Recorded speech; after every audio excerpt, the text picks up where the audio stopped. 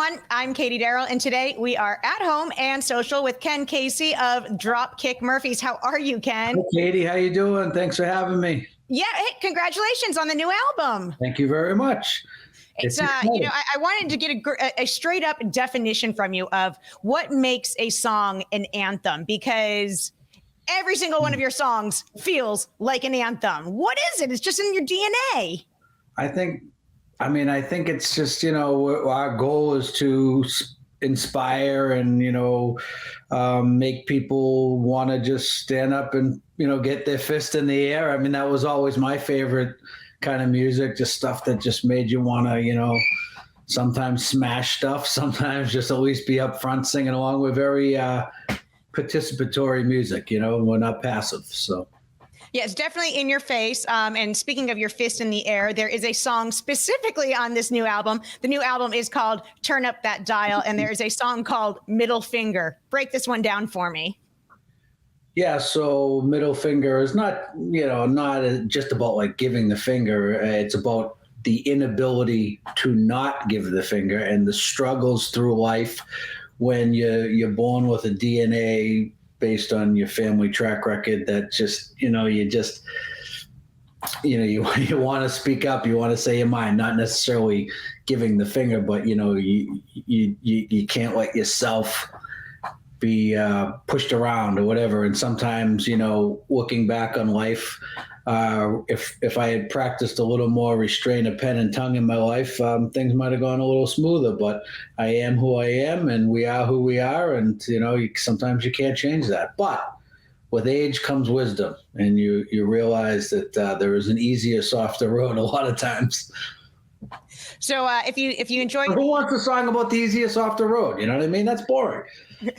Do you have a favorite cuss word? I know obviously you have a favorite gesture, the middle finger. What's the favorite cuss word? I mean, shithead. Oh, can I swear? Shithead? That's what I call my kids most often. No, I'm just kidding. No, I don't swear. Oh, right. Yeah. Boston guy. He doesn't swear at all. Are you kidding me? Hey, but I will say this. The Boston TV shows and movies make us sound like we swear every other word, which is bullshit. Now, with the new album, Turn Up That Dial, I read a great quote that you said about the album and the songs, that you wanted it to be music that encouraged people just to get up and get out of the sweatpants that they've been in for the last year. So let's talk about this last year. When did you really pick yourself up by the boots and say, you know what, let's go get them, Tiger?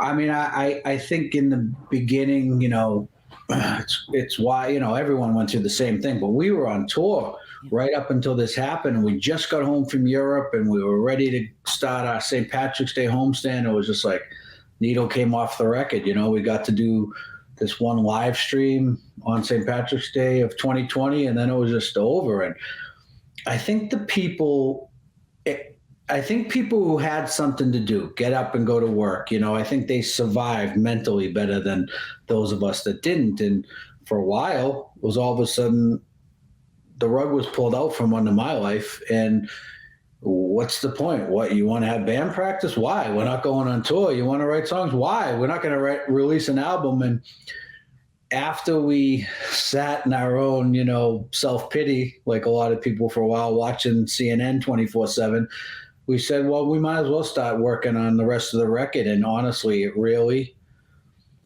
saved us. It really gave us that something to get up every day for. And I hope that it has, so like we say the record's to get people to react to it that way, but in reality, it was getting us up and out of our own, way. And I think that's how music hits people a lot. Like it does for the musician more than it ever does for the listener, I hope that's what it does for the musician, because that's what it did for us. And we're grateful that we had something to do, and we're grateful that somebody's still there caring to hear it after this year. So a couple of years ago, you had an accident, and that led you to give up playing the bass and just focus on singing with the band.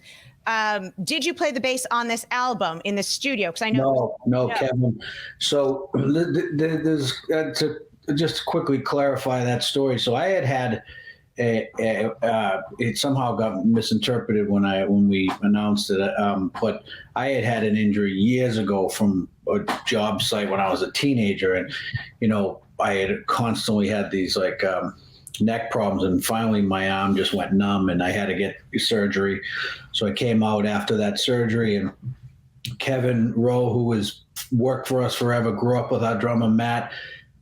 Phenomenal musician, can play every instrument, can do everything, and he's filled in for almost all of us when inevitably someone breaks an arm on tour or gets sick or has to go home for a funeral. Kevin's filled in all the time. So Kevin filled in while I couldn't play. Okay. At the same time, Al had just lost his dad, and he's trying to be, out there out front, and he was struggling, just putting that smile on every night. And me and Al just having that freedom together, we just said, man, this is fun. And I love to be able to get to the audience. I always have, but I've been restricted by the instrument. And we just said, I think we're a better band this way. Kevin's a better bass player than I was, and we just felt like we hit a new stride. And Kevin's been so good to us. We didn't want to take that role away from him. Yeah. So Kevin is official. I'm off my leash for forever, and watch out what you're asked for. And so, I think we've kind of hit a new stride after 25 years too. It's given us a bit of a new dynamic. You say that he's a better bass player than you are. Was that kind of a hard pill to swallow, to see someone no better? No, he's not. I mean, he's not like. He's a phenomenal musician, but the thing about Dropkick Murphys is no one overplays. That's like the AC/DC of Irish punk rock. Do what you do and don't overdo it. So it's not like all of a sudden you went from, me doing one thing and then this guy doing crazy fills all over the record. That would have not been what our sound is like. He's just solid. And the history of the band is the band started on a bed on 3 weeks notice, and I had never played an instrument before. So I learned to play on 3 weeks notice, and then the ship took off and I had to just learn as I went. And I never really got to learn to play music for the sake of playing music and master an instrument. I was always just what's the next song? What's the next show? How do I get ready for this? And so Kevin is just he's a musician. Well, okay. Going back to the story about that the band started on a bet, and you had basically 3 weeks to put together a band. Yeah. Why did you? I don't recommend that, by the way. What? I don't recommend that for other bands. No. Learn what you're doing. So why did you pick up the bass? Why, of all the instruments, especially because Dropkick Murphys have so many different sounds? I mean, could have been the bagpipe, could have been the the tin whistle. Why? Who's kidding who? If you only get 3 weeks notice, the bass is your only option. So, but at the same time, we also had a drummer and a guitar player that actually knew what they were doing, and a couple of us. So we just filled in the blanks. And keep in mind, when we did this on 3 weeks notice, it was just to win the bet. It was a joke. It was never supposed to turn into something real. We never thought we'd be doing this for our livelihood 25 years later. So, the key to success in life is low expectations, and our expectations for this outfit could not have been any lower.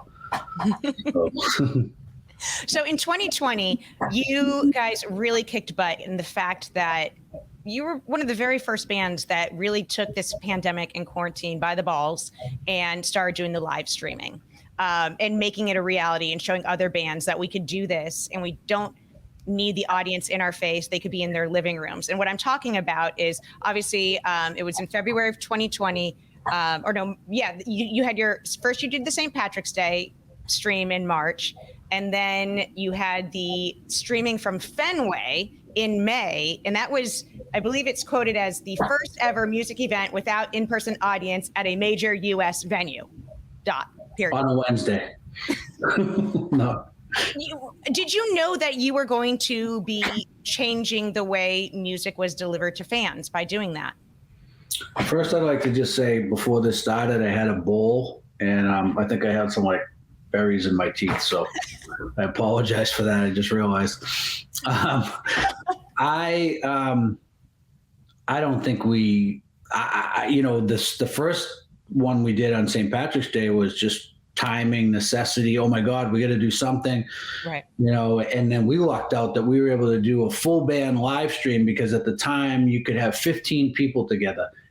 Within days, they had shut that down. So then as all the musicians got up and going with the streams, they were like on their couch. Yeah. I remember seeing Elton John do one from like his driveway, and there was like a basketball hoop behind him. And I was just like, man, I don't want to see megastars on their couch. To me, mentally, they should be able to overcome this. You know what I mean? So it had like the reverse effect on me as a music consumer. I'm like, oh, no. Like, I don't want to see that.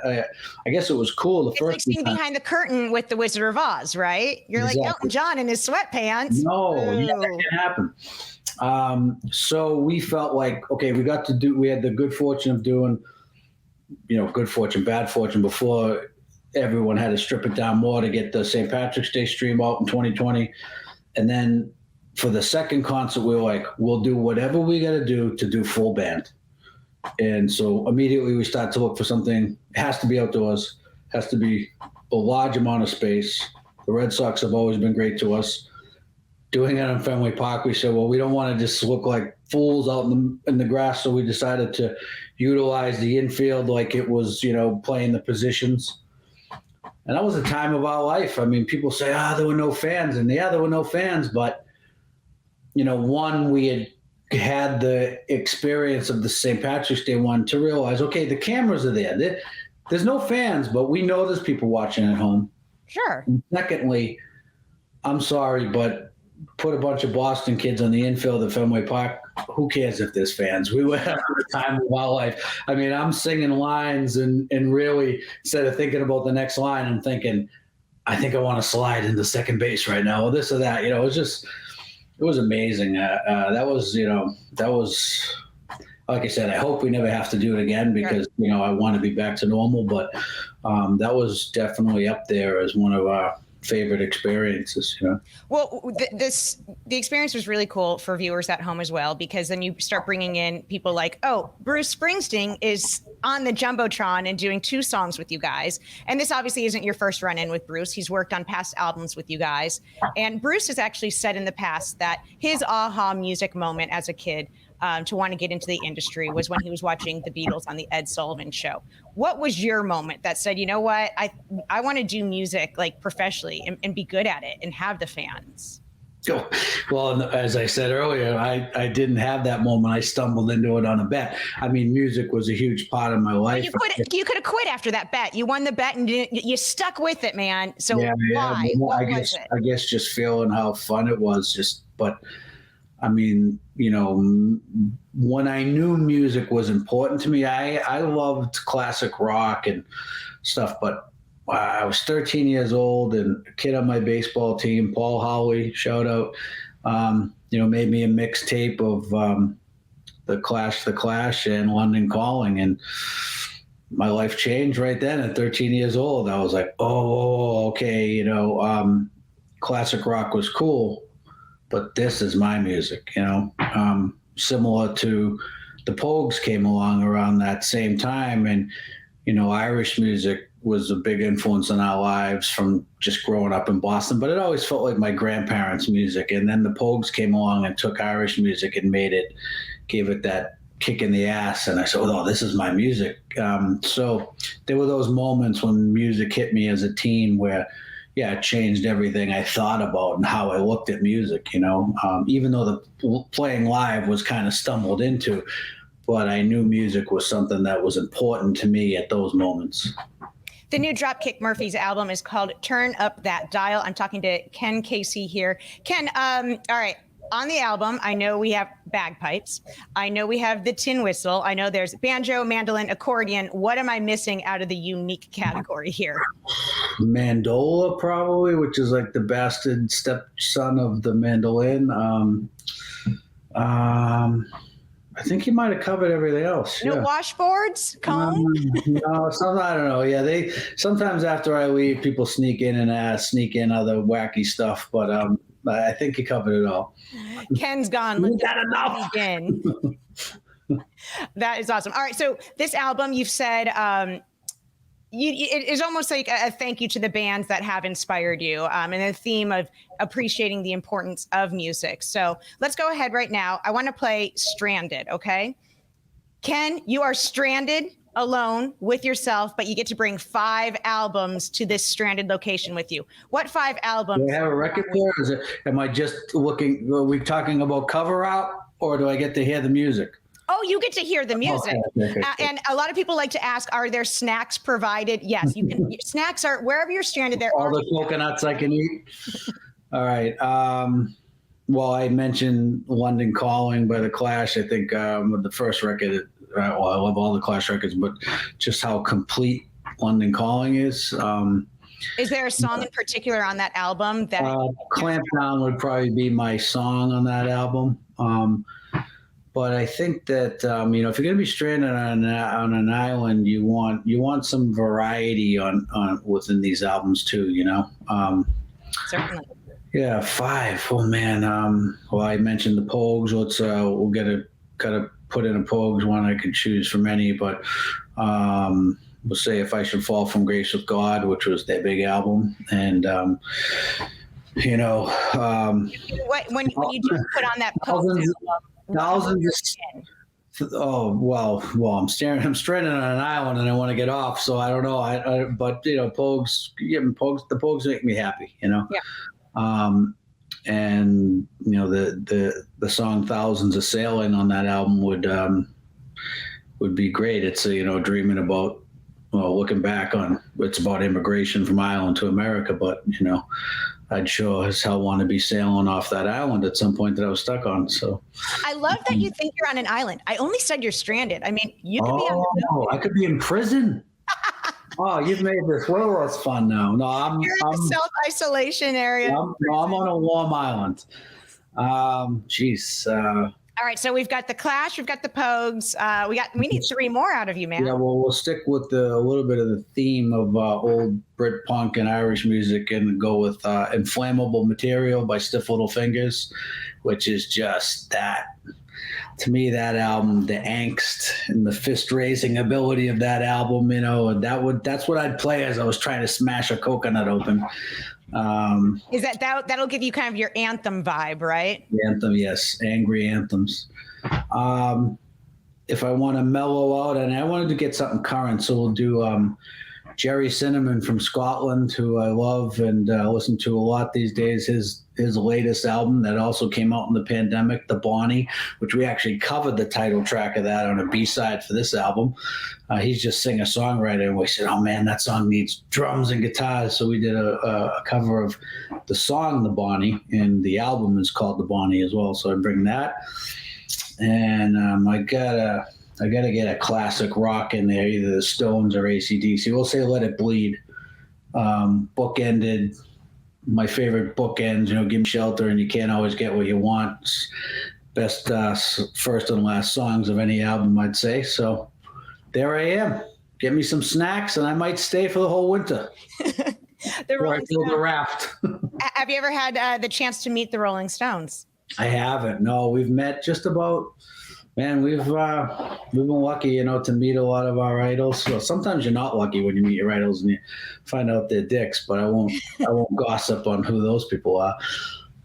That's a whole nother interview segment. But then again, if you're around as long as the Stones, and if they're dicks, I'd give them a pass because they're just cranky old men at that point. But no, I've never met the Stones. I've obviously seen them in concert, but never met them. And some bands you don't really even have a desire to meet. You're just like, it's the Stones. What am I going to say to the Stones? Hey, I'm Ken from Dropkick Murphys. No, so I'll just stay in the audience. I don't need to meet them. I see over your shoulder the boxing gloves. Let's talk about the Dropkick Murphys in your boxing league. I probably like that. So wrong.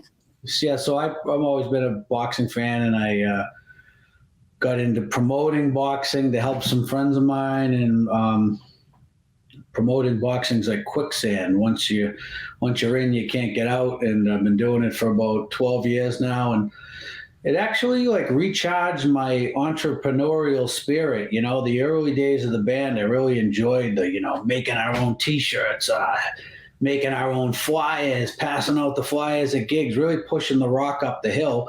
And now we're blessed to have an amazing crew that's worked for us for years, and the band's, in our niche was successful, and it kind of runs itself. And so I needed another rock to push up the hill, and boxing is a big rock to push up a hill, I'll tell you. And but I've had some fun and success. We've had fun with it. We've had a world champion. We've had a couple come close, and I just do it for the love of the sport, and use my abilities with just connections with the Boston press and ability to get some attention to the fights when they come in. And it's been fun, but it's also, I pull my hair out with it a little bit. Boxing's a crazy sport, just in terms of anything can happen. People say, like, one time we had a fight set, and the opponent, as he was walking into the ring, tripped over one of the TV cameras and sprained his ankle, and the fight was off. Months and months of work to get something to go, and he sprained his ankle walking to the ring. So that's what I mean when I say anything can happen. You just never know. So it was the smell. It was the smell of that boxing gym that really got to him. Maybe. All right, so the new album by Dropkick Murphys is called Turn Up That Dial. There are a lot of surprises. Obviously, there's the anthemic songs on there, but there's also surprises for the fans and for people in the band. Can we talk about? Yes, that was fun. That was one of them that really kept us going with this record. So our bagpiper, Lee Forstner, great guy, the best, deserves a whole album written about him. And I come up with this idea we call him Lee Boy. And so I came up with this idea to write a song about him, but also to do it because bagpipers kind of have this larger than life reputation, so we decided to write it as if he was just this like unstoppable, monstrous guy, and the women loved him and the men feared him, and just having fun with it, and so we write the song. And Lee lives in Florida, so we sent the music down. We didn't send him the lyrics. Okay, and all right. We had him play on the song, and he never heard the words. So when the album was finished, we actually shot a music video as well. I'm sorry, we didn't shoot it. It's a cartoon. And, Lee plays this handsome, massive bagpiper. At one point, there's a scene where we're all sitting on his knee and he's reading us a book. So, he's twice the size of us. And we had a band Zoom call, and we debuted the song in the video to him, and he had no clue. So it was just awesome to have that little surprise up our sleeve. Hey, when are we going to show the video to Lee? What are we going to tell Lee? And he was like a little bit choked up, but also like crying, laughing. So it was cool. And, it's so great. I mean, it's stuck in my head. L-E-E-B-O-Y, right? Yeah. So I think that'll be a fan favorite, Yeah, well, it's already mine. So you got that and middle finger. There you go. Today, sir. Well, Ken Casey of the Dropkick Murphys, thank you so much for hanging out with me today. The new album is called Turn Up That Dial, and everyone, seriously, you got to do it. Turn up that dial. Don't listen to it quiet. There's nothing funny for that. Shh, guys, I'm listening to my Dropkick Murphys album. Exactly. Have a great day. Thank you for your time. I appreciate it. It was great talking to you. Really nice talking to you, too. Thank you. Hey there. Thanks for watching Access TV. Subscribe, follow, like, and do all the good stuff. And make sure you leave a comment below.